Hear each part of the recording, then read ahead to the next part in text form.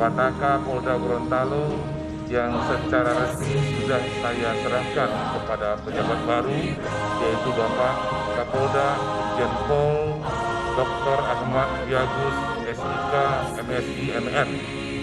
Dan tentu saya senang, bangga dan bahagia.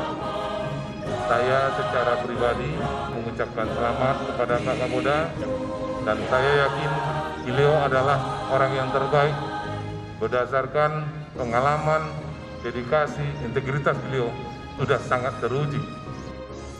Dan tentu selama saya berjabat banyak hal-hal yang kurang berkenan, mungkin ada salah kata, salah ucap, salah tingkah dan salah bicara saya menyampaikan permohonan maaf yang sebesar-besarnya.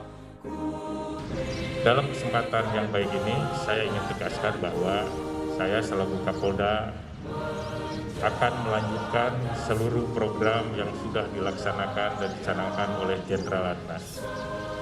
Dan insya Allah, saya pun akan berusaha untuk mewujudkan mimpi-mimpi beliau yang belum terwujud,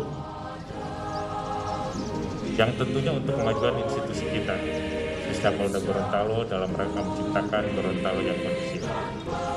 Kepada Jenderal Atnas, kami atas nama seluruh jajaran Polda Gorontalo selalu berdoa, mudah-mudahan di tempat tugas yang baru, Jenderal selalu mendapatkan barokah dari Allah Subhanahu wa Ta'ala.